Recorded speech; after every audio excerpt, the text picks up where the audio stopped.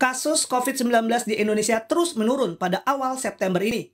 Jumlahnya bahkan terlihat jauh jika dibandingkan pada Juli lalu saat terjadi lonjakan kasus COVID-19 yang membuat keterisian tempat tidur bagi pasien COVID-19 di sejumlah rumah sakit penuh.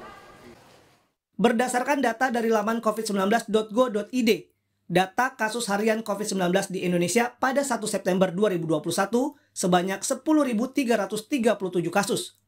Lalu menurun menjadi 8.955 kasus pada 2 September.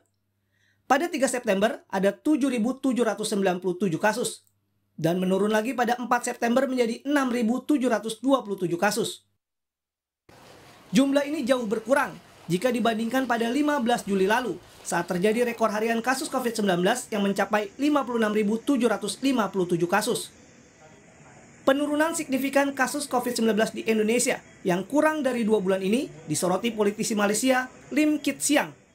Di akun Twitternya @limkitsiang yang menulis yang jika diartikan, bisakah Menteri Kesehatan yang baru Hairin Jamaluddin menjelaskan mengapa selama 16 hari berturut-turut Indonesia telah mengurangi kasus baru COVID-19 hariannya menjadi kurang dari Malaysia. Bahkan kurang dari setengah seperti kemarin, 8.955 kasus dibandingkan 20.988 kasus Malaysia. Dalam pernyataannya di detik.com, juru bicara Kementerian Kesehatan RI, Siti Nadia Tarmizi menjelaskan, pembatasan kegiatan masyarakat jadi kunci dalam menurunkan kasus COVID-19 yang sempat melonjak pada Juli lalu. Kalau kita lihat, intervensi yang kita lakukan itu sejak pada saat terjadi peningkatan kasus. Itu kita sudah melakukan kebijakan untuk pelaksanaan PPKM. Jadi mulai 3 Juli, PPKM emergensi yang kita lakukan. Dan terus kita lakukan sampai saat ini dengan melakukan evaluasi per minggunya. Sampai betul-betul kita lihat bahwa situasinya itu sudah betul-betul terkendali.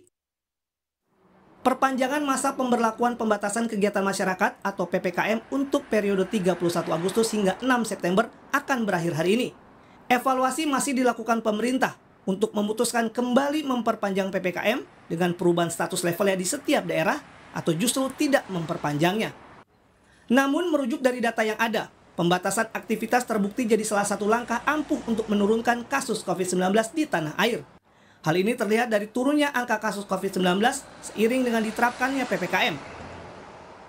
Mencegah penyebaran COVID-19, selain membatasi aktivitas, juga mesti dibarengi dengan patuh terhadap protokol kesehatan.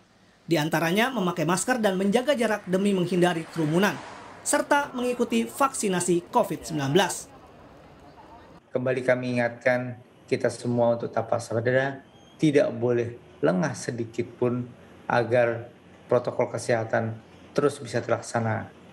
Dengan disiplin dalam menetapkan protokol kesehatan 5M dan mengikuti vaksinasi menjadi kunci bagi keberhasilan dalam mengendalikan pandemi.